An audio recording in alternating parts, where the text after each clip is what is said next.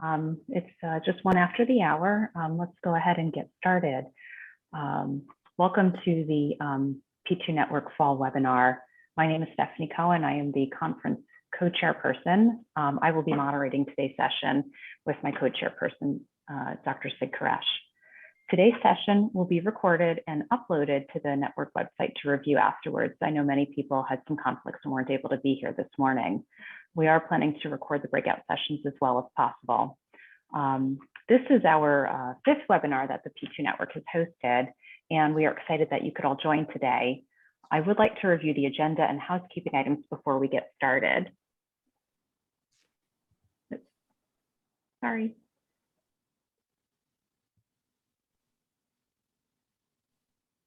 Okay, so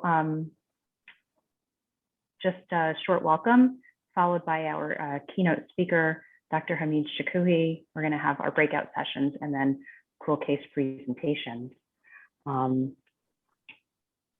Please use the chat box if you would like to ask a question or comment, and we welcome and encourage you to participate. And we have some time reserved at the end for some questions.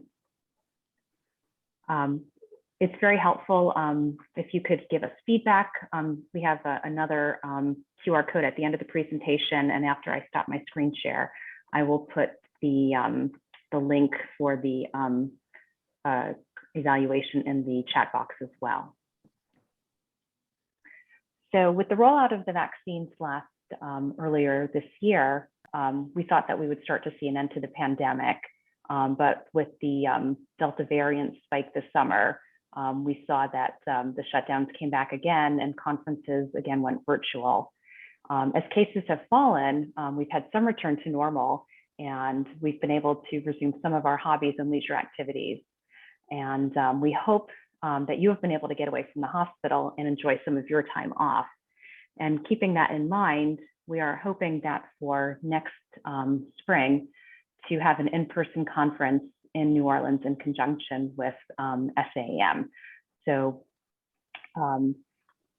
check up on the newsletters, and we'll have more information over the next few months.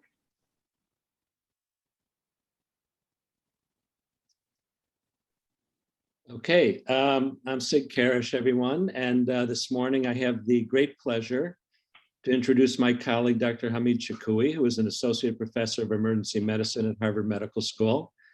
And after completion of his emergency medicine residency and ultrasound fellowship in 2008 from George Washington University Medical Center, Hamid joined the MGH family in 2018, and he's currently our emergency ultrasound research and fellowship director.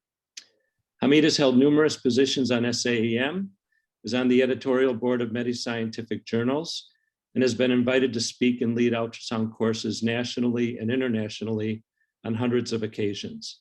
And he has been the recipient of numerous national awards. Last year alone, Hamid was recognized by SCUF as the winner of the inaugural Stellar Emergency Ultrasound Fellowship Program that recognizes outstanding research and training, and by SAEM with awards for the Best Ultrasound Prospective Research Study of the Year and Global Health Research Study of the Year. This year, Hamid was honored by SAEM and the Academy of Emergency Ultrasound as the most prolific researcher of the year. And since 2020, with our group and others, Hamid has led the charge with his 52 ultrasound publications. Hamid is a prolific researcher, teacher, mentor, and friend. We are honored to have Hamid as the P2 keynote speaker on the topic of creating a culture of ultrasound research.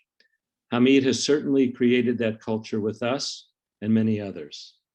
So Hamid, the floor is yours, and just please unmute and share your slides.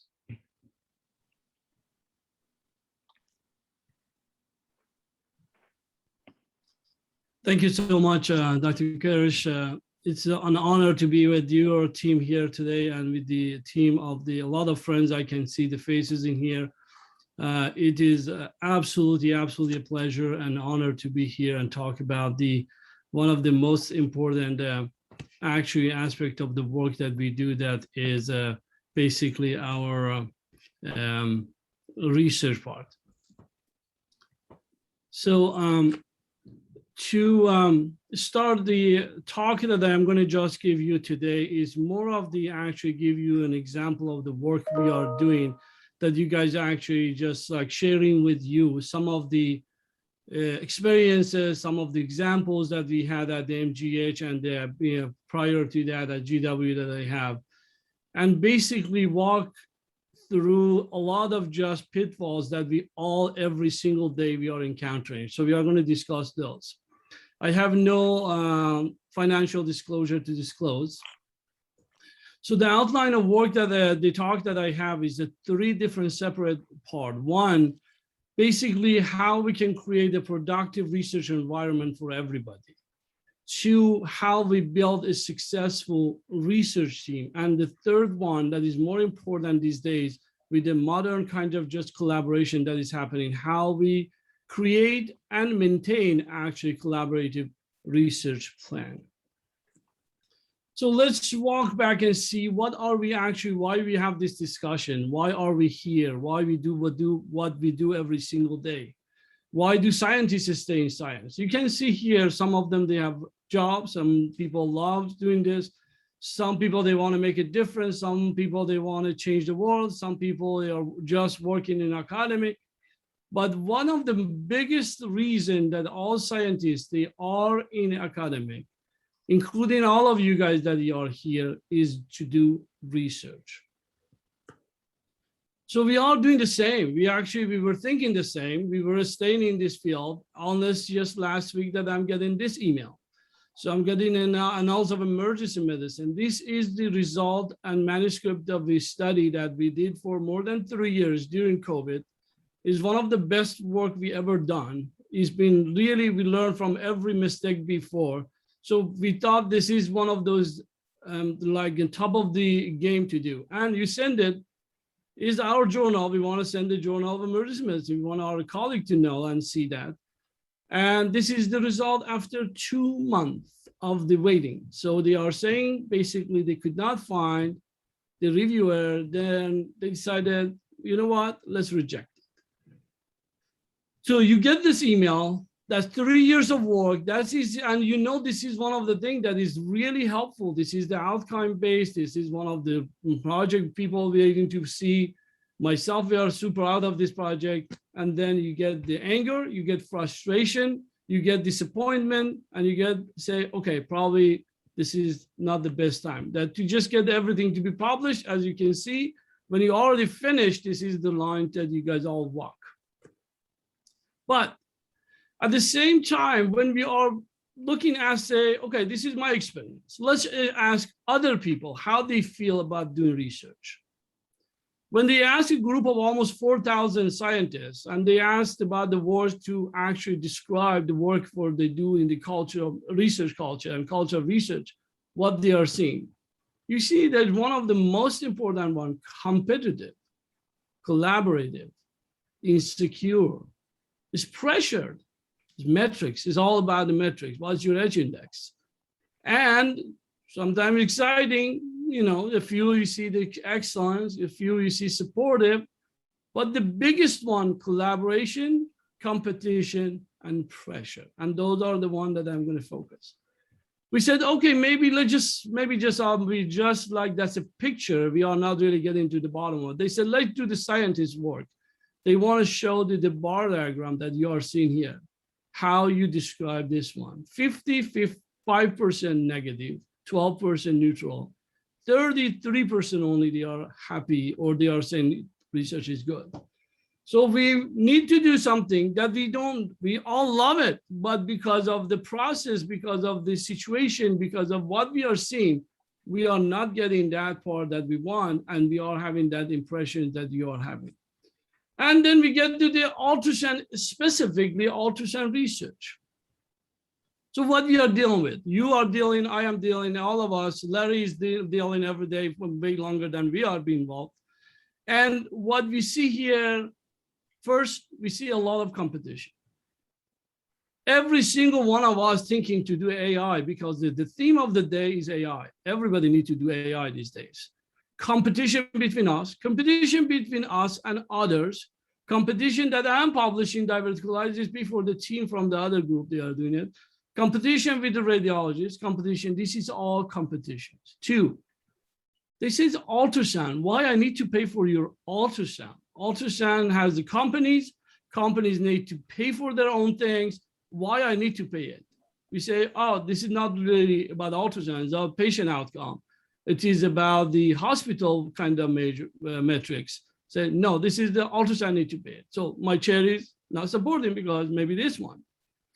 And NIH funding, why? Because we are young in the field, because we don't have enough support in NIH, because they feel like this NIH, this ultrasound is not really part of the outcome-based kind of measure that they are working on it. So basically, we are not getting enough NIH fund, it's simple. And at the end, we have no money, we have a lot of competition, and they said, your research basically need to go to the industry. So what we are at, a lot of publication, like low bar journals, low bar publications, low bar doing it. And now people on Twitter, you see that they are going to just pick on us. They said, okay, look at this. All some of them that is so funny, is interesting to see what people, you guys all saw this before, but I just want to say this is the one. Everything I said is negative so far, but this is not really a whole thing, okay? Just want to say, despite all those things that you say, last night I searched pediatrics, emergency ultrasound.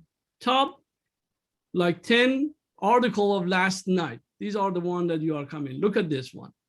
Appendicitis with the actually machine learning. Analysis of cardiac ultrasound with critically ill patient with deep learning. So strategy for the automation of the FAST. Look at the case series of life-threatening complication of central venous catheter.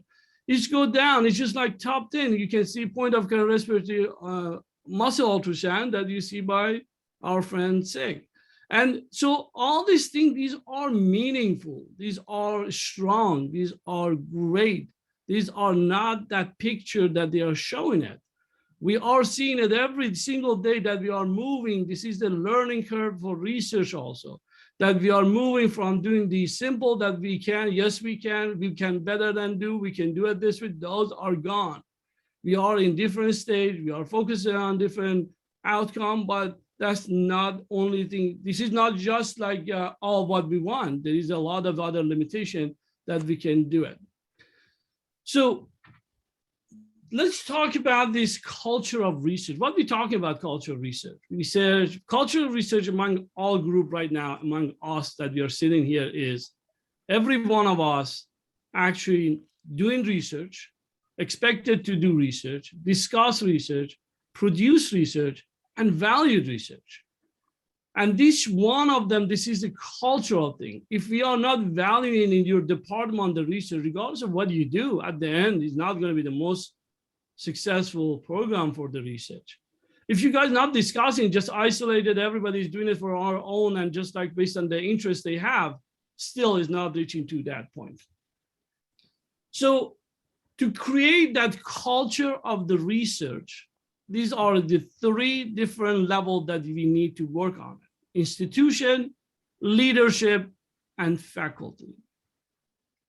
Those first 2 are beyond the discussion I have today, and because it's all way more important even from the faculty what we change, but we want to talk about ourselves. We want to see how we can change, how we can improve, rather than just like what we do. So what is the individual challenges? I want to do research, but I often find myself every day busy, but not productive. I struggle with the deadline, families, projects. I have a lot of great idea. I cannot do it. I have no time. I have no money. I have nobody to help me with that. And at the end, you say, who cares? Who pays for my research? Who pays for my hours that I can work over there? I get the $2,000 for that hours, and I need to sit down and just review one article. Who cares? And at the same time, you've been told, you know what? You need to publish. Publish or perish, that you guys all know. What we do, you are as a PEM faculty, it means you are working 10 to 12 shifts a month. You're teaching 5 to 7 courses a year minimum. These are the bases. And so you can't do it alone. What is the solution? Share project, tag along with somebody, tag teams, and build a team. And now I can say, share your project. Sharing project, share one, get one, basically, simple.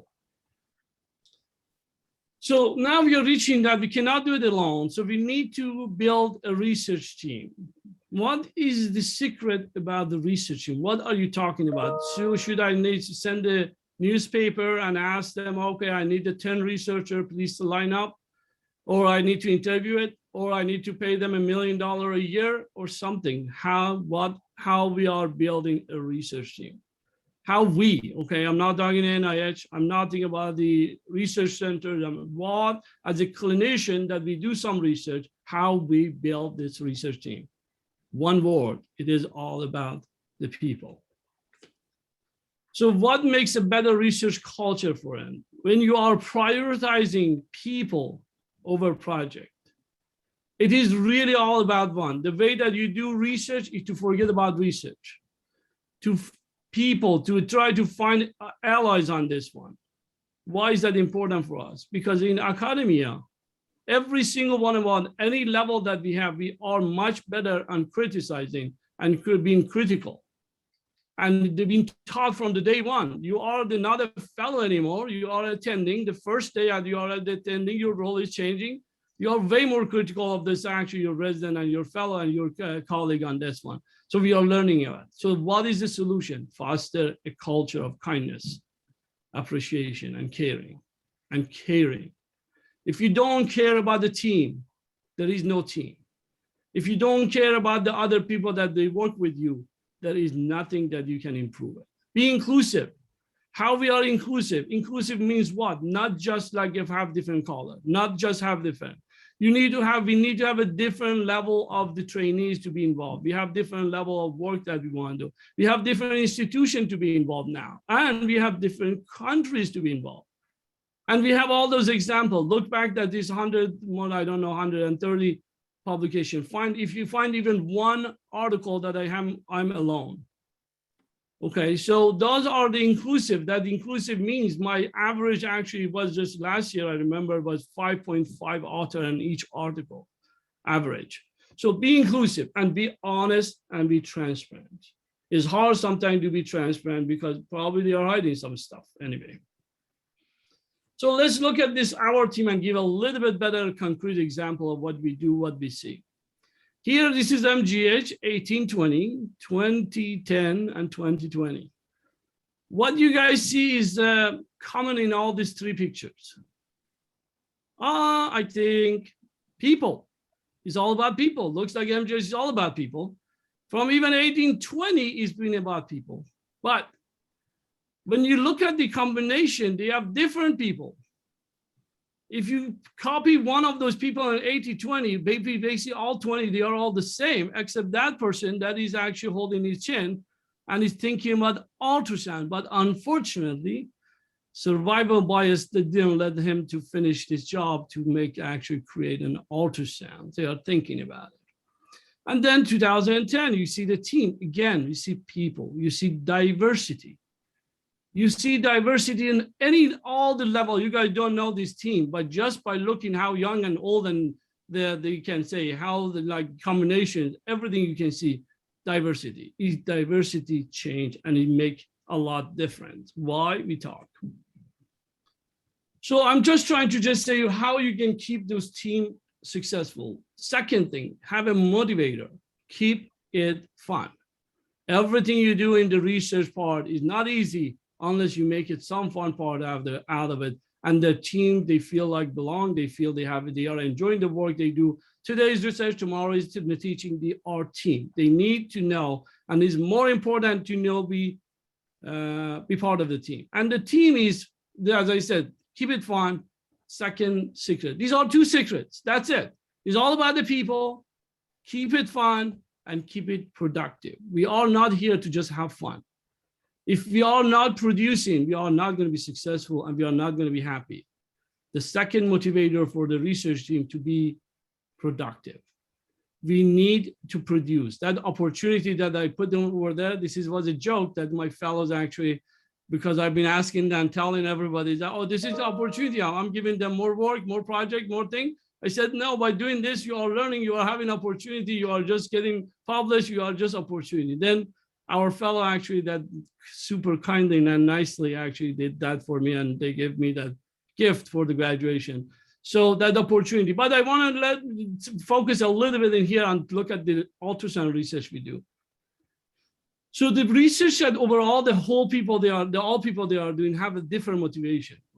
Some group they are learning and they are interested. They are just like they are in PE. They don't care they are making money. They just want to PE guys. This is the shock guy. This is the I don't know, intubation guy, something. That's these all interest-driven kind of research. Second one is the need. So, okay, department wants something. They are actually looking for the qualitative measure. They are asking for some QA, and all of a sudden you all have a project. You have profit. Some people actually, believe it or not, they are making money out of it, and there's really a lot of profit for them for a different level or for the department. For us, I think the most important is opportunity. Opportunity for the third-year resident to learn something new from you.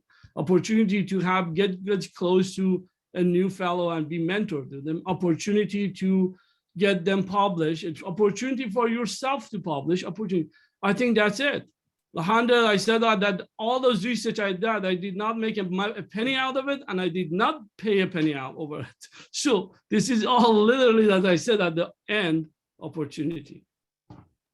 So, and then what we do that is different or not different. I'm not saying this is good or bad. I'm just trying to give you an example of what we do. This is the department at MGH, obviously, that you guys all know. It's a kind of research-based hospital. And the department, EM department itself is more than 420 publications even last year. So we have more than 50 actually since last year and this year so far. We have a diverse, dynamic, and fun ultrasound research team. We have more than 20 researchers that they are working with us. 20, not necessarily my fellow or myself, my faculty. So we have a scribe, we have the actually graduate student, we have the pre-med student, we have our resident, we have actually faculty from other departments. We have Dr. Mayan here, actually, she's all here, she's part of our team, she's faculty, she's in Canada, but she's one of the most active part of our research project. And from other group, we have a PD from geriatric. We try to reach out, anybody can help with any project, or we can be anybody's help, we do it. And there is one word. We are making to make sure every one of us, everybody that is working in this team can lead the team. Does not need to be me, does not need to be my division chief, does not need to be sick, does not anybody of this team is the leader of their own work, and that may matter. And we have kind of bi-weekly group. We have this weekly, now it's just bi-weekly, and we have the research meeting that I'm saying, and we have calendar that I can talk about that in a second. Some of these projects that you can see, AI right now in FAST and pneumothorax, we are doing ultrasound in children with medical complexity. We have been doing a bunch of nerve block stuff, different studies. We are doing the diaphragm study. We do the tele-ultrasound, a bunch of them. We just like yesterday finished and published that actually long ultrasound predictor of in COVID, predictor of it is just like we talked. We do the PE study, and why all the diverse group? Because we have different interests. I want to see what my fellow wants. My fellow likes to do the nerve block. All of a sudden, we have 3 projects in the world. This fellow this year, they are all into AI. We already have 2 AI. Okay, faculty interested in like only the diaphragm ultrasound. We have diaphragm ultrasound. So that's why not created, okay, so the MGH is all about long ultrasound. We need to focus and make sure we are the pole of the long ultrasound here. That may be true, not for us, because we really just try, as I said, this is different.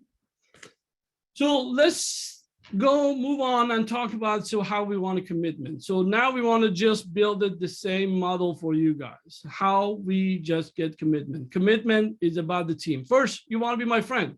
You are committed to be my team. You're committed to be, I committed to be your team. So we are in the same ship. It's no project. This is nothing. We are just having a coffee. We just want to do some work together. Second, we need to be committed on that project and the responsibility we are deciding. So you are a good man in this team. I love you being around, But now is the second commitment is come from the commitment to that project. And the third commitment, Dr. Karish is not only committed for his project, he's committed for every single of us, every single trainee, every fellow. Yeah, that's the third commitment. Not, oh, I'm not part of that project. Yes. If you are senior, if you are having something that you can offer, you already committed. So those are the three levels of commitment. The next thing about the building research team is to have interdependence. What am I talking about? 1 + 1 greater than 2. If you do your own thing and you're successful, I'm doing my own thing and I'm successful, I'm getting 1-on-1.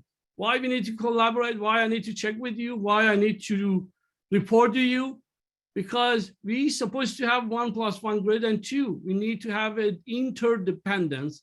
We need the work we do together much more than every individual work that they are happening, because we are working to be complement to each other. The complement work, the work that I'm doing, I am missing some part. I do not know how to do idea generation. Oh, I am good at idea generation. I cannot write it up and do IRB. Oh, I'm good at all those things, but I don't know how to write it for different journal that they actually wanted. The most important, brings out the best of each person. None of our team members, they have the same talent, myself included. These different people, different talent. The most important learning that you have today from this talk is to say, look around and see who is good at what, and try to just really recruit for that task rather than just, oh, come and help us with the research. No. Come and help us. I heard that you are really good Twitter. I want to just have a kind of just send the message out with this one. I need help with that one. Oh, I know you are actually, you'll be submitting tons of this one. So you know what the tricks are on where to publish, where to something done. So there is all different levels that they can have. So you have that the task you decided, you know what you want. So now you want to go say, okay, let's just make sure we are recruiting people. Recruit based on the task, based on the fact that you want to complement. You don't want to have it like 11 offense kind of just member for the football team. You want to have some people that they know work, play defense. You want to have a different talent. You want to have, if you don't, like I have one study, I'm just giving an example all the time. Literally, I listed 12 people. I did not have a gut to any of them to call back and just say, can you help us with this revision for our? They are too big, all of them. So there is no work. You need to have really different complementary kind of work. Somebody can do social media, somebody can write, somebody can do stat, somebody can do, so those are not necessarily the stat person need to finish it up from the beginning. Second, so everybody that work with you, work with us, need to feel essential, need to see, feel. If you are not there, project is going to stop, regardless of what task you are. If your task is to enroll patient, if your task is to write up, if you say, okay, if you don't have time, I can replace you tomorrow. You're not your team member. That's not environment to set up for success. Everybody need to feel, I'm not saying everybody need to tell them you're essential. They need to feel essential. They need to be taking, like they feel like being inclusive. They've been feeling this is part of the team. They are important for the project and they need to, I call that essentialism. For anybody below you working, if you're not creating that sense of essentialism, you are losing. Probably that project is the last project you work with. And the third one is the model, the behavior you want in your team. So if you really don't care about ethic and you randomly put in 3 people at the end, just like last minute to the project, they are learning that one. They don't care about this actually guest authorship. They don't care about the ghost authorship. So learn, make sure, if you say, okay, you put the deadline, you are the worst on that's actually following deadline. Deadline, it has no meaning for that research team. So it's very important to model what you want to do and what you do. So concrete suggestions. 1, 50-50 content expert and research developer. What does it mean? You need to have some coordination. You need to have somebody to respond to the journal. You need to know that has nothing have to do with the content. It doesn't have nothing to special. You need somebody to answer this phone, to answer this project, to just really coordinate, walk with that researcher in the department and talk to the patient. This is not need to have the most kind of a specialized skill that they need to work at. 2, task-driven recruit to make sure everybody are get for a task, at least at the beginning. If you have no task, don't invite people. If you are having and you want to invite your chair just for support later, don't invite them now. Okay, don't start by inviting big to fire figures, BFFs. So try not to start with the BFFs, basically, I can say. Recruiting people these days, if they don't really work with social media, it's going to be a problem. So we need to make sure they are good at that one. And people that they refer to you, a lot of time, you just make sure you are not getting just based on that reference, but those are a lot of time that are really good one. And remember, anybody that you are hiring, just like a lot of you guys are fellowship director, residency director, you guys know what I'm talking about. Any new resident, it means new work. So it means you are not really cannot sit down and do research. You're managing the team. So larger team is not necessarily, oh, we have good option for every, no, more patient, more people, more problems. More problem doesn't mean that I'm saying the bad thing. We need to have it, but we need to have it based on the task. Inclusive excellence. Why is inclusive? As a really ultrasound leaders, we need to make sure we are setting up. A lot of us, we did not get training from those prior teams to give it, because this specialty especially is very young. So there is a lot of just like a role for us to make sure next generation really coming up pretty strong on that research. Okay, fellow is telling that I'm not really interested in research, probably not in my shop. But I'm saying that very important to make sure that actually creating that the sense of inclusiveness with this one. So you created a culture that everyone about the research. You recruited the people that you want. You decided how many you want. You are not done. You are this time 0. What you need to do, you want to keep this team around. How you keep this team around, productivity #1. And happiness. These 2 secrets that we said that before. High performance, happiness. Sometimes we're pushing on project. At the end, they are the happiest. It's not about that actually you give them dinner. It's not like you took them to the actual like for a show or something. They want to see result. They want to see published. They want to see the presented actually. And the team, they are happy if they are feeling fairness, they are seeing accomplishment, and they feel essential. And they are actually, one more thing is they're working on their own schedule. Sometimes that's tough to accommodate this one, but that's why it's actually important. Next is I put the CV here. Make sure everybody that's working with you has a line in the end of CV at the part of their CV somehow. Okay, the CV for us, maybe for you is nothing, but for the junior faculty, maybe a lot. For a just like trainee, maybe that's one of the main motivator for it. Find what is motivating people. That's motivating, could be this one, but finally deliver for the team. If they are not publishing, if they are not presenting, they are not marking a line in their CV, that is not going to just create a sense of satisfaction, and make sure hopefully we can all overcredit the junior faculty and trainees. So let's just step back and get the feedback. What I said that all, is this something that we have it actually here, like the why we are doing it here?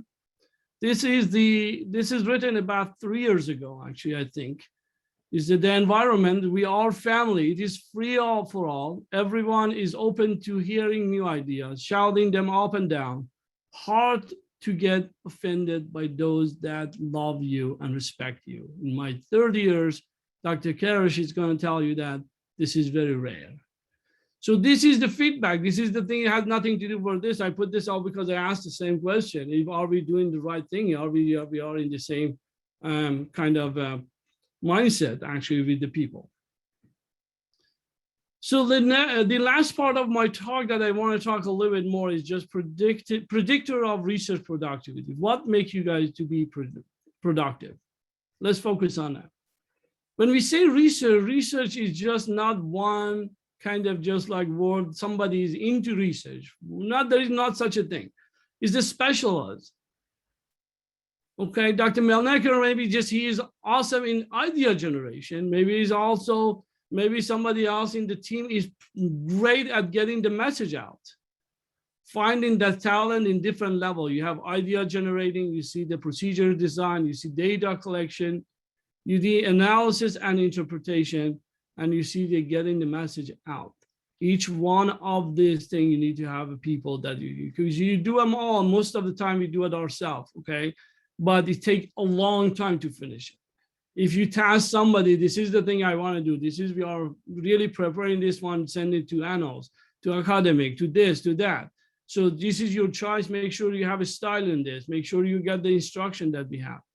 So task distribution, an agreement on individual responsibility.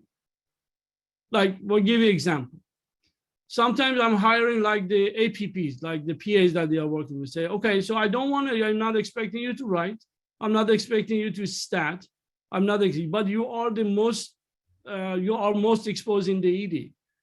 When you're enrolling, if you enroll 30 cases, and that 30 is come from 50% of the top total number divided by that people. And we say, okay, 30 scan, you are automatically an author. Less than 30, I acknowledge your work. Simple. All your job is to do this, data collection. Okay, for my stat person, is just like one of our residents say, okay, so your job, we want to expect is to have a line of the R report on this, that we have some different format that we can pick. Plus, you're going to write that the statistical analysis in manuscript, and you're going to review and just like make sure you give input on the results section. Done. That's all I want. And you are an author, and you are not going to be a lead author. You are the mid author. That's the way I talk to these people. That's the way we have this one. Okay, so next thing is the deadline. Okay, so if you are running a research team and you don't have deadline, you don't have research team.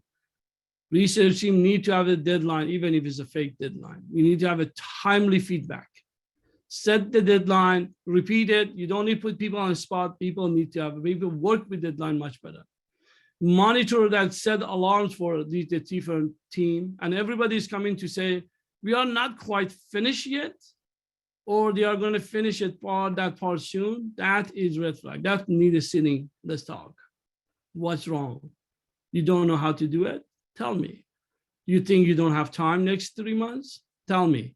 Figure it out. That's the one that normally people use to actually escape for that moment and just go for it. And just like other thing you want to say, don't wait for the last minute to pay people. Try intermediate, find some stuff. Like most of the time I send for abstract, for ASAP, for SAM. A lot of this project is halfway through.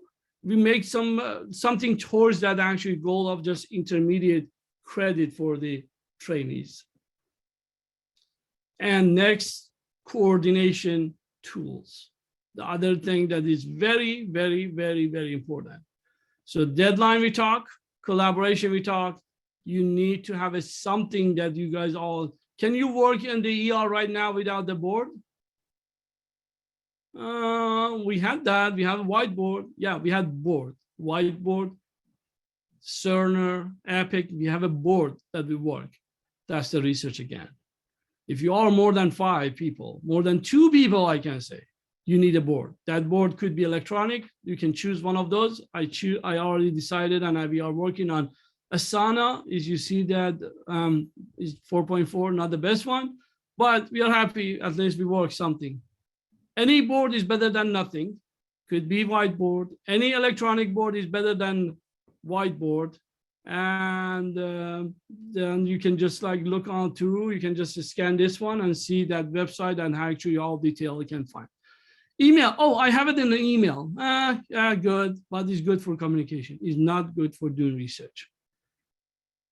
This is very, very important. This is a board we had, And actually we changed this to this one. This is a sauna that you can see a list of all different things that we see. All these, a lot of detail, but you can see just by looking here, you see this is not like, oh, okay, this is the submitted article. I need COVID versus flu. It's been done. Who is responsible one? This is already submitted, nothing to worry. Oh, this one need attention. I sort it out. I started in a second, say, okay, I have a meeting. Who is in that meeting? Dr. Hong is here, perfect. So sort it based on Dr. Hong. We sort this based on need attention, done. So we have 3 things to talk to you. I have 10 minutes, we are done. Okay, so you don't even need to more detail. One more thing that I feel like that is important, and actually my friend, Dr. Latapla is very excited about this one. I want to just mention it. When you want to take ownership of anything, you put a name on it, okay? You want to say, this is my cat, your cat has a name. You just don't say he's my cat. Except your car, I think the rest, they have names. So name your project. You connect with your project. You communicate with your project. You talk about it. It's easy to do. Some of the example I just put here, Dr. Latavlo has actually a lot of even instruction, scoring, but for me, I try to make it keep it simple. Like we have Cush. Cush study is carotid ultrasound in shotgun hypertension. TIPS study, tele-instruction on performance sonography. We have Inspire. We have instruction of sonography, blah, blah, blah. We have P+, patient perform lung ultrasound. We have TAP study. You have a study with doing the temporal and precardicentesis. Oh, all of a sudden say, oh, TAP study. Oh, sunblock, different name, but we have, this is the way. If you say anybody in my team, they know sun. Sun study done. So you don't need to explain. The last, I don't know, I think I have probably maybe 5 minutes. Hopefully, I'm going to finish by about 5 to 7 minutes. Fine. I hope I have that time. Yep. So the last part that is actually way more important this day, and that's one of the reasons we have this talk right now, is sustaining. One of the predictor of productivity is have collaborative relationship. You need to have collaboration, but collaboration is good, and just saying collaboration is good and competition is bad or blah, blah, blah, it's very simple. No, collaboration is a technique that we are learning how to get our or the team benefit by reaching out to other team, other people. Not necessarily they are just, you are not necessarily want to help them, you're really helping yourself. So if that is happening, you're helping yourself. It means you are the center always. When you are the center, that relationship is not going to be a relationship of 2 different groups. So it's already started with that. Let's just walk you through what I'm talking about. First, collaborate with people you like. If you don't like somebody, don't start with them. Don't worry, simple as this one. You don't like, don't go, okay? 2, share the mental model of the work. Start with the end in mind. Okay, I said, Stephanie, Dr. Cohen, I want to just do this project. We are planning to really just see how the diverticulitis is changing doing the ultrasound, is saving the time or saving this, or actually how accurate is this. We are planning to write 1 article on the publish one inaccuracy. We're going to publish the second on just the creating a pneumogram for it. This is my plan. Say, okay, so what do you want me? I want you to help with half of the patient. Sure, I do that. I want you want to give me IRB? Yes, I do it. Then, okay, sure, I'm in. Okay, so we have 2 manuscripts. Are you going to be the lead author for both? Oh, no. You're going to say, no, Dr. Cohen, you are going to be the lead author for second. For example, you are going to be the owner of the second. I'm going to be the owner of the first. So that's the way we deal with that. The end, people, they know what they are dealing with, what is you're talking about, and start from the end. B, if you are trying to be with other people and you want to have your own agenda, there is no sharing. Share is the one when you have a shared agenda. And shared agenda is not always lined up with your schedule. It's not always lining up with your preference. It's not always. So it's very, very important to be open to new opportunity. Be flexible if you want to do collaboration. If you don't have gut for this, probably better not to marry the other people, researchers. So better to stay alone, okay? Because this is necessary. If you are not sharing, that is, you are going to do one project, but it's going to be the last one. Okay, you need to real share. Share means sometimes I give more, sometimes you give more. Okay, but we are sharing because the product, the final product is good. Okay, so I'm just immediately talking about competition versus collaboration. Collaboration and competition is always together. Why is this? It's a major part of all we do is competition. Because we are publishing, we are granting, we are getting the promotion, everything, we are all constantly, we are in competition with each other, with other people. And some of them may be healthy, a little bit of a spicy competition. Sig is going to tell you maybe that we have that internally, we just create something, but spicy, not much more than that. Collaboration itself is create competition. So I'm competing with you now. You have why you need to be the second author? Why I need to be your last author? Why I'm going to be this one? Collaboration is creating competition for authorship. One of us need to present. Let's just do a joint presentation. Half of it I present, half you present. Or like cutting the baby just because we want to just like be both of us be seen, both of us to be part of that, both of us be authors. So this is the biggest thing. If you have no gut to lose, don't start collaboration, because collaboration to me is gaining at the end, but losing in the process. When you have no gut to lose that credit, visibility, whatever name it. So that is going to be a problem. So they better not to do it. So my cancer bottom line for the competition versus collaboration. Collaboration is essential. You can't work without collaboration. So it means you are on it. You better to learn how to deal with that. So you have more overall production of research. You have less lead and senior authority. Your leadership for that authorship is shrinking. Remember, your authorship is shrinking for that one. You're given more option. You're going to have 10 publications, but there's a number of people on the lead that is not going to be that one. And I think I can say that it's higher quality of research and we're more citation that is coming. Why competition is happening? Because of this, because us versus them. Mindset, I'm sitting here, I'm seeing among our whole team, I know 4 or 5 people already, I have friends, those are my team and the rest of them. You guys go and the team of the MGH versus team of the Brigham, a team of the Boston versus team of the, always in our brain, we are learning this one doing it. So us versus them. And it's real. If you think that us versus them thinking is not there, you are not collaborating. That's really true. 2, the other thing is research team these days, they are very diverse. We have all of a sudden, you have a full professor that even really want this for promotion, be a lead author, but majority of work is being done by that resident. And being lead author for the resident, it absolutely doesn't matter how you deal with it.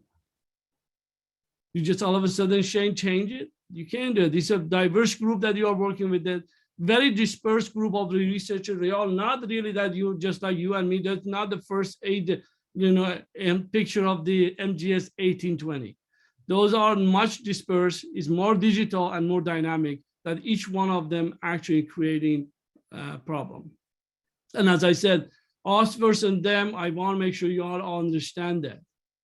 This is the part that is sharing. There is no us, there is no them. If that is your mind is always is creating, unless you overcome it and do it. Let's give us one concrete example of the us versus them. This is that always I've been seeing that you guys all experience this one. When they are sending you an article and you just make it all red in 2 hours and send it back, say that was a piece of trash. And I'm glad I saw that, because who is going to publish such a thing?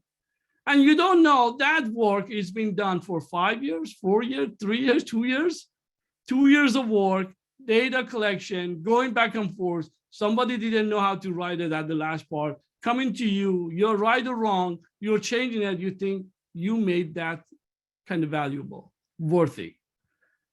The stats say, how could you even go without me? And every single one of us, we feel we are overestimating our role on this. And this is a study actually they did. They quantified the role and actual rate. Guess how many percentage of the expectation, the anticipation was people they thought they have 350% share for that 100% work.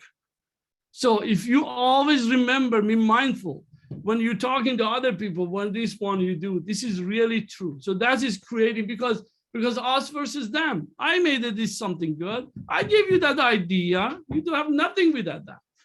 So then there's one more thing that I've been asked to talk a little bit about, this authorship. So what we do in authorship. If you are junior, this is the more towards the junior people. I'm giving some secret. If you are more junior and you want to be just, if you somebody is like Dr. Cohen is reaching out, you say, okay, be part of my team.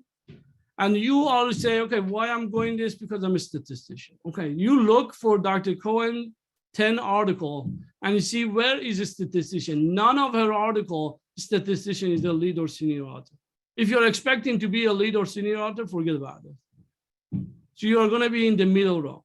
Okay, so you find it by looking at the other teams' past publication.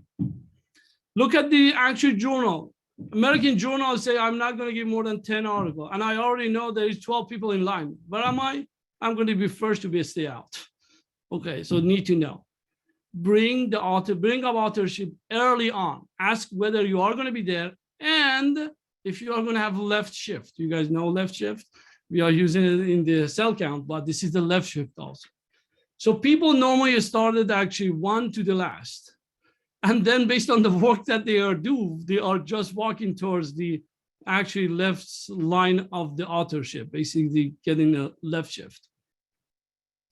And get it in writing. How you get in writing? Do you need to write contract with the Dr. Karish that I'm going to just do research with you, sign that I'm going to be the second author? No. What do you do when you are writing the draft zero? Just write the list of potential author on it. Let him to say, no. I think I need to revise this and send it back. He's going to revise it without, you are communicating with it without talking. And for all of you guys, you are the leaders, all leaders encourage a culture of ethical authorship. No gift, no ghost authorship for this. Okay, and mitigating, and I'm just not going to spend a lot of time, make sure that a lot of time at the beginning that just talk to face-to-face talking with all the team member and just get them actually on the same page is helpful. Communication, I said this, that disperse and actually just like a lot, they take a long time to get the team on together. So make sure we have a regular meeting, a research meeting that you can actually work at. In summary, build a great team as we discuss. Make a collaboration space. I'm not saying collaboration is there. If you have a team, you have a collaboration. You cannot stay away, not sharing, but create that space for you and for others. Stimulate and innovation. Identify resources you have. Resources, not necessarily money. I'm not talking about my resources here. Oh, I have a few people, they are excellent in communication. We have people that they are like if I want to get something done by this week and the deadline and really was it, Dr. Mani to be on it. So if not, it's not happening. So those are the ones that we need to formulate a kind of great question and try to be exciting. Don't do the thing that's boring. Okay, I didn't talk about topic, but just that was another talk I have. I'm just using one word. Do not pick the boring topic. If you are given a topic and immediately need to explain it, don't do it. So you need to say something that say, wow, that's great. That's the one to start with. There's a lot to do it, but this is one of those things. Oh, I want to do something about the hip. Okay, so what do you want to do about hip in pediatric? What is that? I want to see if ultrasound can identify hip ultrasound. Say, probably you just graduated yesterday. Yes, we can. Don't need it. Okay, so make a good acronym and pick a name, as we said. Motivate your team. Motivate your team with fun, with accomplishment, with presentation, and have a passionate and positive mindset. We really need to have this. I call that all the corner of peace.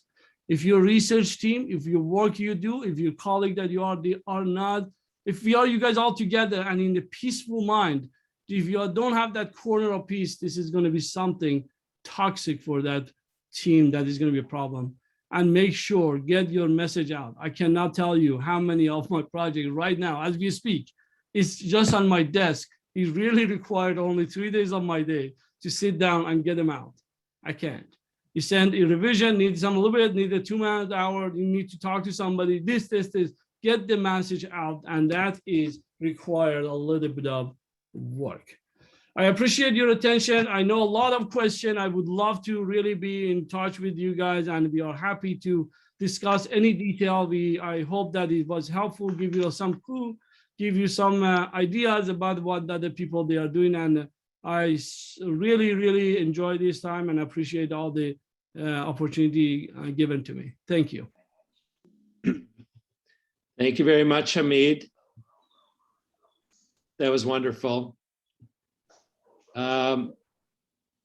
We can probably take a few questions here.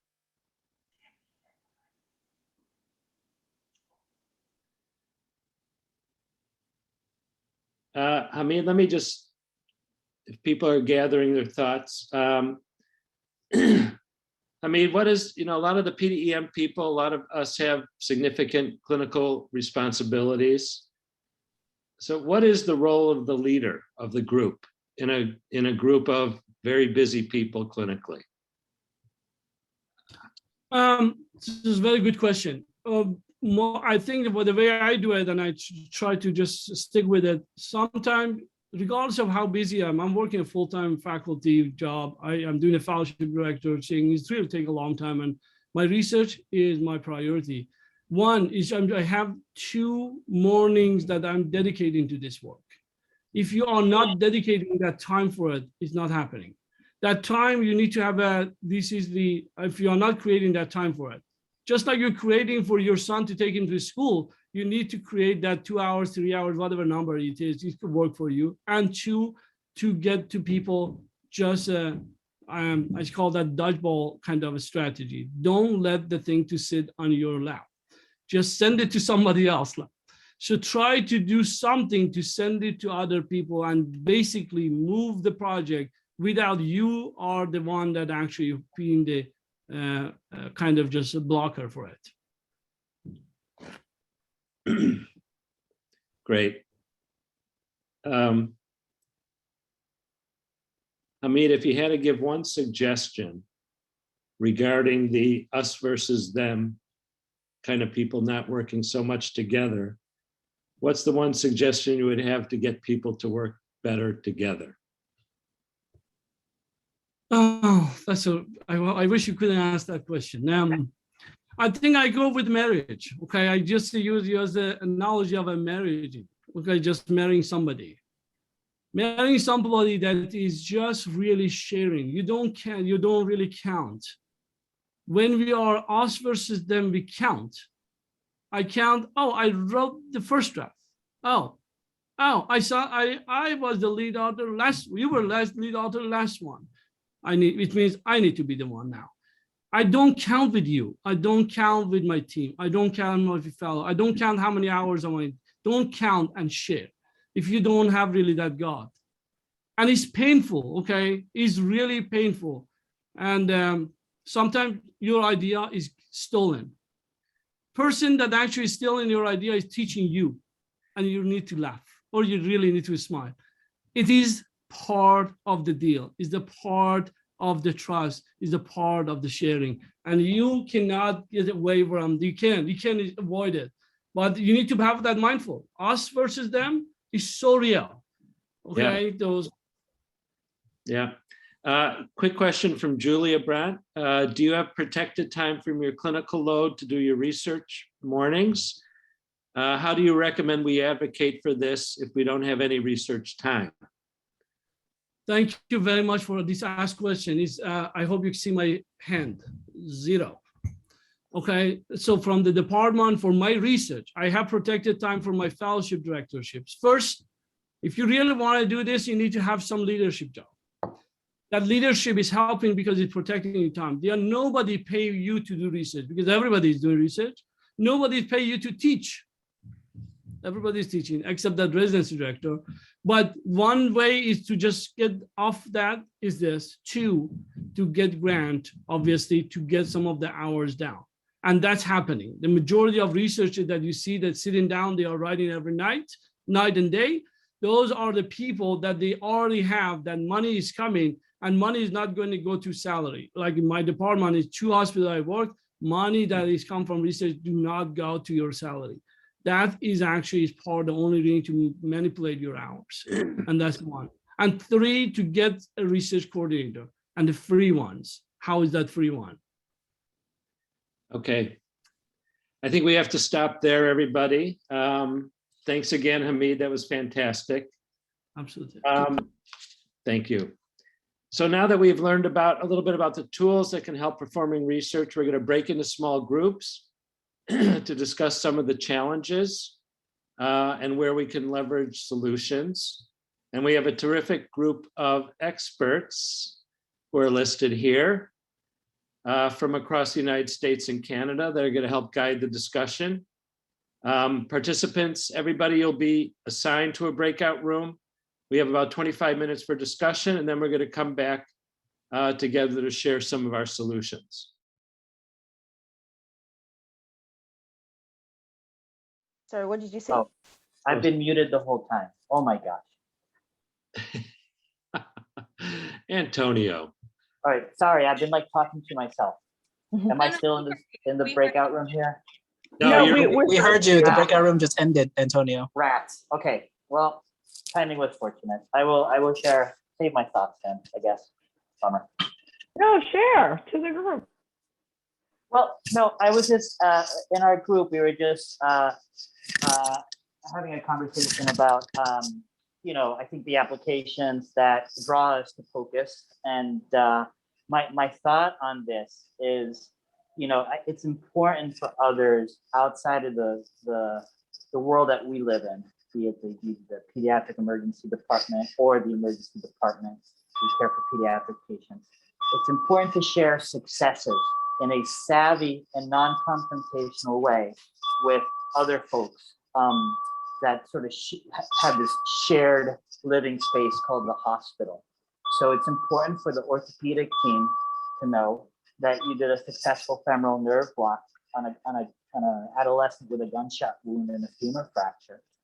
It's important for the rheumatologist to know that you sort of were able to rule out a knee joint effusion and thereby deferred having to do a procedural sedation for a young child when it would have been a futile dry tap. But I share this perspective with like a little bit of frustration and hesitancy, because I think it's hard to do. Like, I think it's hard to get on the stand with your bullhorn and say, hey, look at us, look at all this amazing stuff that we're doing. We're making all these inroads and patients are benefiting from, just this idea that we're innovating with focus and we're doing things well. But that said, I think you have to sort of tap on people's doors a little bit and just like in a very soft, mild-mannered way say, hey, look what we just did with this family and this patient, how we got to this diagnosis. Like, this is really important. And then slowly over time, I think the buy-in builds, not just within our group, but within the greater hospital system and eventually administrators. And I think that's when inroads can happen in terms of getting a little bit of protected time for infrastructure supports. But that was a lot longer than I thought it was going to be. But those are sort of some thoughts that I've running through my mind. Okay, very good. Lorraine, are we ready to go? Hi, Sig, can you just let me know if you want to reopen the breakout rooms? What can I do for you? No, Sorry, my connection was just bad for a moment. Is everybody back? Everyone is back. Okay, great. So welcome back, everyone. We hope you were able to have a stimulating discussion and meet some new colleagues. I know I did.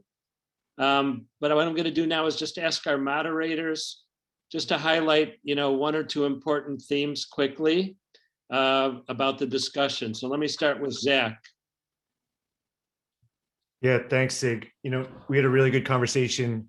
Just on a personal note, the prospect of getting to see everyone in person in May has got me rejuvenated here. This was like a little taste test, but I think two themes we kind of talked on are, looking externally when it comes to mentorship and, kind of more kind of senior assistance. And I know I've personally been involved with, a group that kind of centers more around like the Northeast institutions. And I learned that, in the, the Northwest, it sounds like UCSF and a few other places have a similar network kind of developing, which I think is awesome. And then we kind of talked about the use of scribes or medical students when it comes to, a workforce, and, being a little bit creative and finding people who have, an inherent motivation and some time on their hands to help get projects done. Very good. Yeah, we talked about that also. Atim, do you want to go ahead and? Yes, thank you. So I guess we looked at three basic areas. So we looked at two areas, more what the challenges were and what very innovative solutions to these challenges. And it was so interesting to hear what folks were doing. One of the challenges, of course, patient enrollment, which is an issue with one not having enough people to actually enroll who are trained, and even when you have the trained folks not having them not having the time. So one of the things that was done was teaching other groups of people, which included even research coordinators being trained to do this. But of course, the challenge is these tend to be temporary roles. And so after you've spent a lot of time training them, you might have to retrain another group. But that is one way to look for if you're looking, especially for a short-term time period, and they're going to be there through that period, one group to look at. The second one was training a completely different group. So training, I think, or doing it in a different area. So not just doing your enrollment or your training, whatever it is in the emergency department, but going up to the floor and doing it there. Definitely taking advantage of your social capital, being nice to people so that they'll be willing to help and support you. And then the other group was the other solution was partnering with radiology to be able to get your numbers up. And then one of the other options or solutions that I liked very much was in starting your research project, making your question as specific and as focused as possible, thereby reducing the number of patients that you actually need in the first place. And so that could help you in, if you have a limited number of people to enroll, reducing the number, help you get it done much sooner. Those were the things that were very, very interesting that I liked and I wanted to share with the group. Very helpful. Yeah. Good. Julie. Julie Leviter, are you there? Sorry, yeah, I was just unmuting. Hi, everyone. So we had a great discussion in our group, and there were a couple of points that I thought would be interesting to share. So one barrier that was brought up is for some of the applications that we're interested in doing, you really need collaboration or at least an understanding with other departments. And this is sort of what Antonio was talking about at the start of this. But for example, if you're going to do advanced cardiac applications, there may be some opposition from cardiology. And so that might be really difficult to move forward with a research project in that area. So one potential solution is to find collaborators within cardiology to do a project together, find shared, find common goals, and do it that way. And another thing that Antonio had mentioned was, for example, a femoral nerve block. You have to make sure orthopedic surgeons are okay with that. So maybe if you can find collaborators in that area, then you can move a project forward and maybe do a QI initiative with that. Another, I thought the research goals that people brought up were interesting and things that we would really love to see move forward also. So some of those were, as I mentioned, the advanced cardiac, and then also nerve blocks and TEE as well. Great, very good. Lori? Hi. So just a couple themes that seem to come up in our group, similar overlap to some of the other ones, but one of the main things was at institutions that have a newer POCUS program and maybe only have one or two leaders that are manning the division, it's difficult to find time and opportunity for research because a lot of the time is spent toward, developing the program and teaching the fellows or the other learners that are there. So figuring out ways to make opportunity for those learners was something then we got into. So, on that note, people felt like a lot of the low-hanging fruit type research for POCUS has been done, which makes it sometimes difficult to find projects for like the novice learner or like a first-year fellow to find a project that is going to be able to be, completed in their 3 years' time. And to that point, many of us kind of felt that at our institutions, a lot of times these smaller studies are somewhat like frowned upon or a bit discouraged because it's not going to be a landmark study or change, the literature. But to some degree, these smaller projects are really needed to help encourage young, learners and researchers to get excited about research and then to progress on to do a larger project. And to that point of, these studies that have already been done looking at basic POCUS applications, it came up that at somebody's institution, they recently got a new machine and they're finding specifically with appendicitis that they're on POCUS, they're having a much higher success rate identifying even normal appendix. So, just thinking about these, perhaps POCUS studies that have been done that had either equivocal or more, negative results that potentially they could be relooked at and, revalidated or, are things changing as time is progressing. And then the last thing that was brought up just in terms of, especially at smaller institutions where POCUS is, just gaining a presence or, developing a program is taking advantage of, smaller departmental grants that are available, even if it's a small amount, just to gain visibility within the department to show them, what success POCUS can have. And hopefully that can help the department be more supportive in the future going forward. Very good. Great. Irene? Excellent, thanks. A lot of stuff that we talked about has been brought up by other groups. I think I'll just mention a couple of things that was unique to our group. We talked about the barriers, the usual barriers, funding, having RA time and things like that. But another barrier that some folks brought up was that having silos of research within department or division. So I think that's potentially a barrier to moving forward. Some of the solutions were brought up were mostly team-based solutions, which I think they're amazing. Specifically involving your learners in your research program, having actual mentorship so that you yourself can grow within that space. And then don't forget to look outside of your division and department for interesting collaboration. Kirsten in our group mentioned collaborating with the simulation group or 3D printing group and things like that, so that we can really expand and be creative about our research. Very good. Thank you, Irene. Benjamin. Yeah, thanks for having me. Not to be redundant, but there are some things that we picked up on. And I think the overall theme, I know we've all been there where we feel like we're the lonely research person doing POCUS. And so it's hard to recruit the patients and have to do a lot of the legwork ourselves. And we get to a point where we really have to put ourselves out there. And so that was one of the things that was brought up, and putting yourself out there, and not only you're trying to be competitive, but at the same time being collaborative with those out there and jumping on some of the projects, whether P2 in terms of a multi-center study or getting on other projects within your own institution.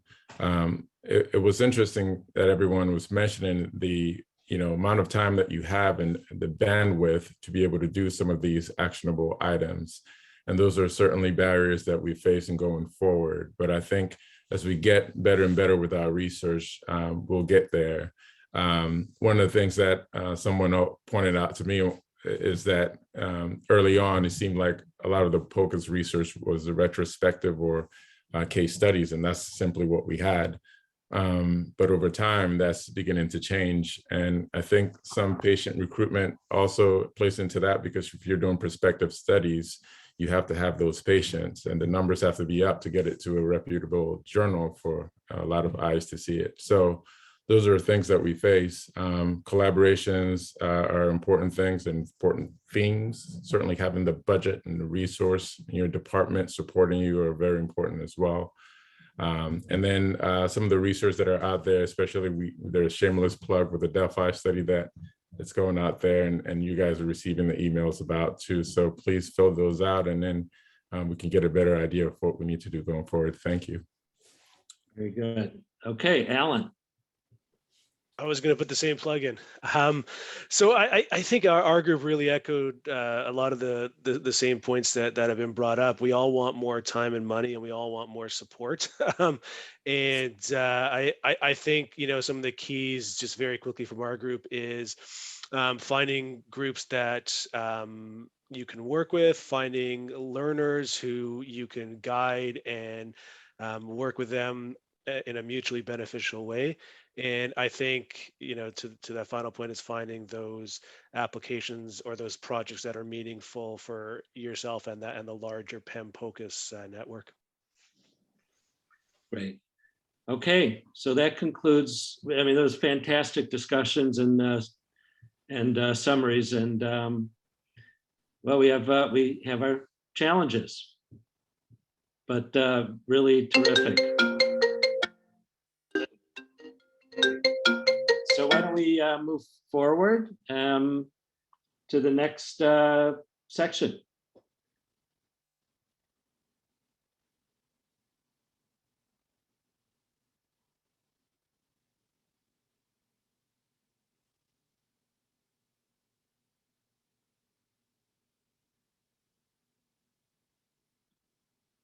Stephanie, you there?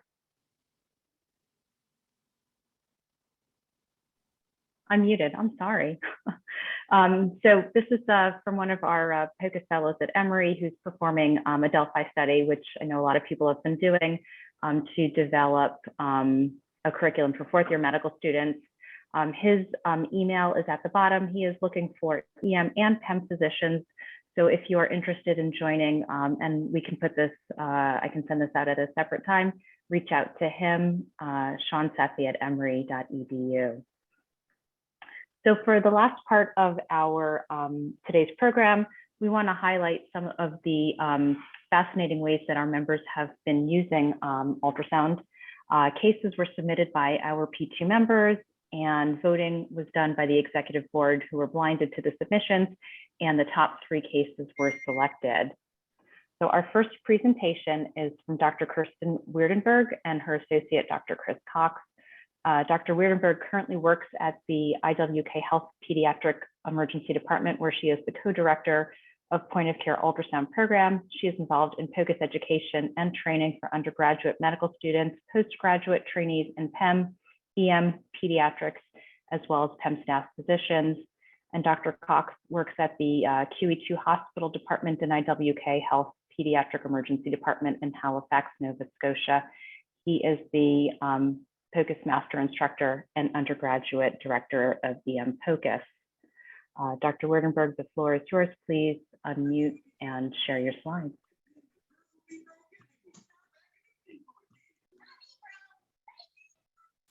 All right, thanks so much, Stephanie, for that introduction. I apologize, I have a sick 4-year-old home who just 1 second ago told me she was hungry. So hopefully I could get through this quick enough to get her something to eat. Let me just get this started here.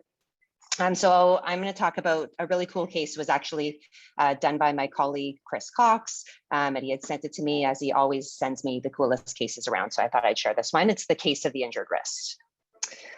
So this was a 10-year-old boy who presented to our emergency department with some left wrist pain and left hand dysfunction. 8 days prior to that, he had an injury to the volar lateral aspect of the left wrist after he accidentally stabbed it with some scissors when he was cutting a zip tie. And he reported that there was a significant amount of bleeding at that time. He was seen at, please Genevieve, he was seen at another emergency department and it was sutured. He had some increased pain of the wrist. His left hand felt clumsy and weak, and he had some paresthesias of the 4th and 5th digit. And he was left-handed, so this was more concerning for him. Sorry, 1 second, please.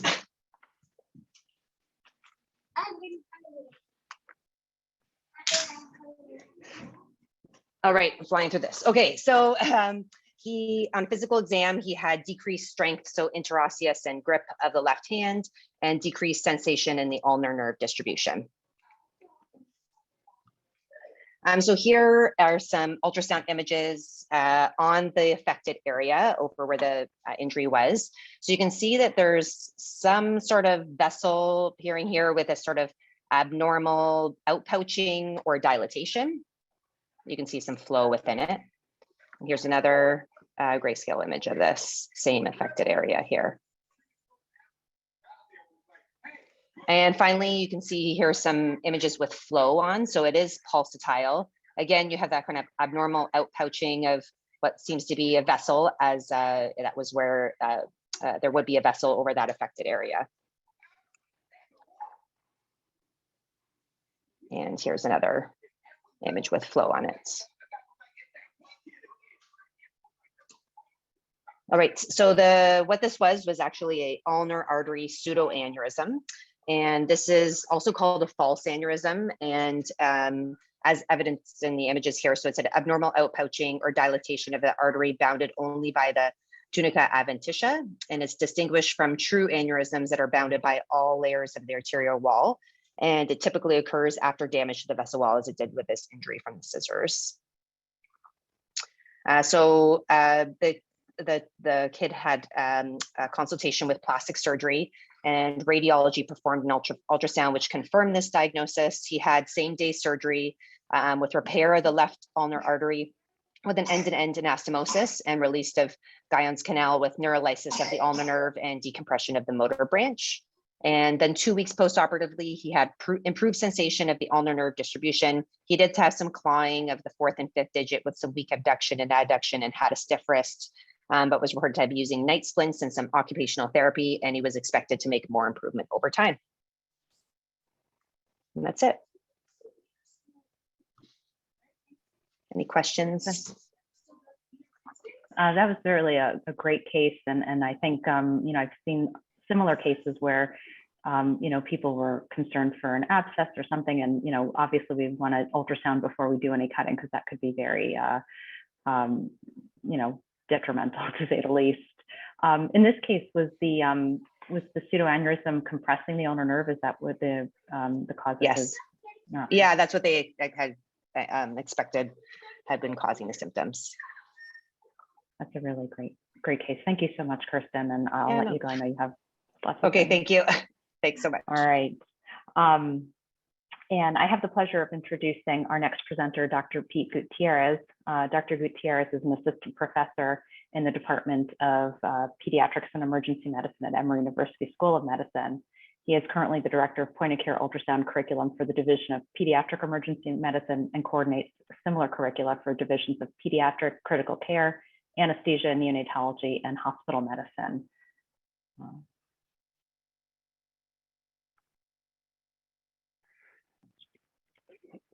Hey, Stephanie, thanks for that. So I've presented this really interesting case today on the infant with an enlarging head circumference. So this was a 3-month-old kiddo who was directed down from our primary care clinic in one of our 2 sites, which is more of a inner city community hospital. Kid was sent down for evaluation because his head circumference had gone from the 5th percentile at 4 weeks of age to now the 99th percentile. Upon further history taking, mom noted he was having some vomiting with feeds and some slow eye movements. And I did a POCUS encephalogram more to help guide my next step in management. Obviously, this kid needed neuroimaging either way, just trying to help me figure out the order of operations. So this is what I found. So using the phased array through the anterior fontanelle in a sagittal distribution, fanning left to right. You can see the axial spaces here don't look terribly enlarged, but have these large areas within the parenchyma of the brain itself that appear to be fluid filled. And then on coronal imaging, similarly, the axial drainage system looks not terribly enlarged. And then putting color flow Doppler on them, not much in the way of blood flow. So he was urgently transferred to our tertiary care center, where he was evaluated by our neurosurgeons and had neuroimaging. And this is one shot out of his MRI. And in the end, after genetic testing, he was found to have Lee syndrome, or subacute necrotizing encephalitis. This is a very rare condition, occurs in about one out of 40,000 births, with a varying inheritance pattern. There are multiple genetic anomalies that are associated with this one underlying condition. Typically presents up before 2 years of age, and overall has a poor prognosis, usually death within a year. These kids will present with issues for multiple body systems. So GI-wise, with eating and swallowing, because it affects the respiratory centers of the brain, they will often have an irregular respiratory pattern. Thankfully, this child did not. And then obviously neurologically, with loss of milestones, hyper or hypotonia, ophthalmoplegia, nystagmus, and seizures.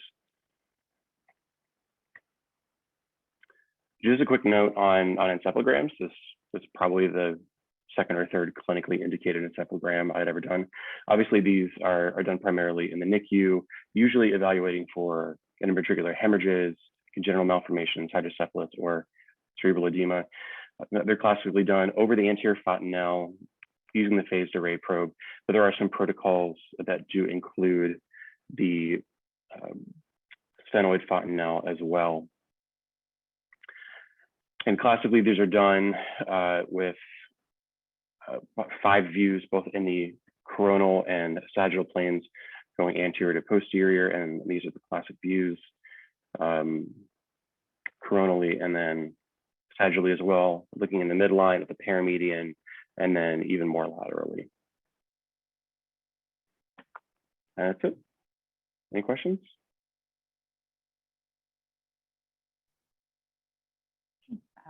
Thank you so much, Pete. That's a great case. But I think one thing I think you should emphasize is you said that you were in our I don't want to say satellite location, but our downtown location. And how easy is it to get head imaging in that location?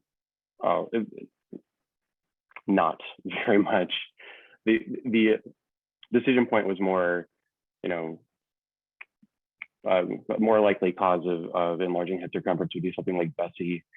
So if the axial spaces looked normal and the parenchyma looked normal, which I was not expecting, I was planning on CTing that kid there and then consulting neurosurgery, hoping that I could just get them outpatient follow-up. But obviously with this significant abnormality, he just went straight over to our tertiary care center.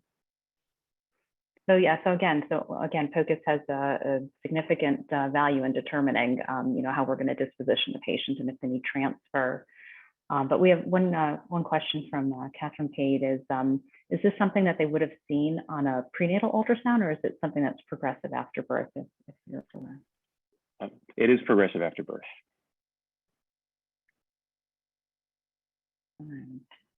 Great case, thank you so much. And our last presenter of the day is Dr. Julia Brandt.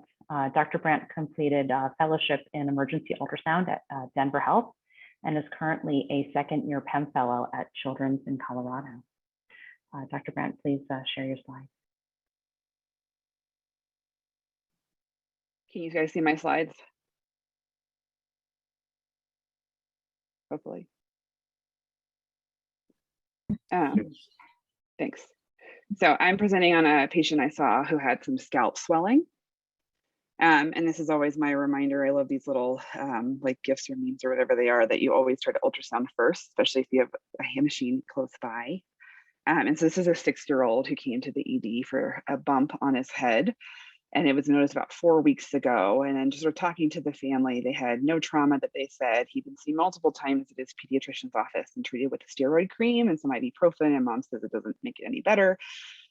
The PCP thought the bump kind of interrupted the hairline, so she thought that this was fungal. So she started an antifungal for him, and then it's getting larger at this point. So they came in and he's now complaining of pain. Before it wasn't really bothering him, but now he says it really hurts when it's touched. And he denies any of the B symptoms, any TB risk factors, or anything that would be concerning for like a sinus infection or anything else that could be contributing to this. So the exam is, I'm kind of breezed through because there really is only one important thing, which is this firm mass that didn't move. It was painful to the touch. The hairline for me was intact, and I'll show you all a photo with no overlying erythema or swelling, so seemed very less likely to be an abscess. And everything else on his exam was normal lymph nodes. And this is what it looked like. So you can see that maybe some question, I was never sure about the hairline, but he had so many creams at this point. And so I did an ultrasound. And so this is the image, initial one. And what concerned me looking at this is that there's this bright white area that looked maybe like a calcification, and there's this shadowing behind it. So I have a couple other ones that you can see. And the other thing that bothered me was the cortex of the bone of the forehead was interrupted. So it didn't look to me like it was your typical abscess, since there was some disruption of the bone and then also some things inside of it. And I like to use very simple terms. So I was like, there's something in there that doesn't look like it should be there. And it looks like it's with being sort of hyperechoic, that it's a bone or calcification, which was concerning for potentially a malignancy. And I did put color flow on it, although I learned my lesson in this case because I'm going to show you the radiology scans, that I did not widen my field enough. And there's no color flow here, but there was significant color flow around the mass. So I did so I had a confirmation ultrasound by radiology, and they recommended, or the radiologist called me and asked for skeletal x-rays as well. I was like, what on earth is this? And I don't know. So this was what the radiology ultrasound looked like. You can see the same concerns for shadowing behind, as well as interruption of the bone, the cortex of the skull. And there's their color flow, which I learned my lesson. As I said, there's significant blood flow to the periphery of this mass. So whatever it was growing and getting well fed. And this is my probably favorite image from radiology ever. Basically, this is his skull x-ray, and there's a ton of arrows with question marks. So when I got this back, I thought it was the greatest x-ray read I'd ever had, because I've seen lots of these like question marks from radiology, but never quite so many. So this was concerning for potential lytic lesions all over his skull. And there's also one on the third rib. There were actually a couple other ones that ended up not being true, so I didn't include them. And he had an MRI done, which showed this mass that was going through the bone and pushing on the brain. You can kind of see. So this patient ended up having Langerhans histiocytosis. This is actually the third case at Children's I've now diagnosed. All of them have been weird. One was scapula, one was skull, and I had just had a clavicle. So it's this rare inflammatory neoplastic condition with the proliferation of myeloid precursor cells. It peaks in the ages of 1 to 4, although it can happen in adults, and it does have a male predominance. And about 55% of patients are limited to one organ system, which is the case of this patient. And then often 40% of those one manifestations are skin manifestations that are often misdiagnosed as eczema or candida, which is the case in this case. So the ultimate diagnosis can be delayed. And then you have to make the diagnosis with histology and immunohistochemistry. So this can present as many different things. You can have just one single involvement to a multi-system within a single organ or multiple organ systems. And then if it's a single system, obviously you have a better prognosis. If it's multi-system, you have to get chemotherapy, which is, in this case, he had multiple lytic lesions on his skeletal survey. And I think I remember that from med school, was like the Langerhans histiocytosis pictures of like the multiple lytic lesions of the skull.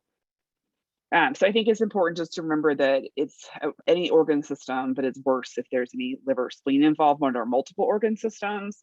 It's less common to have lungs in kids and more common in adults, and it's thought to be related to smoking. And that they can actually develop some sequelae, which I thought was kind of interesting because I don't think about them from a long-term perspective since I work in the ED, but diabetes insipidus, hearing loss, neurologic problems, and they obviously can have problems with their bones since they're going to have chemotherapy for treatment. And that they'll have 71 of patients with this multi-system illness will develop some sort of sequelae.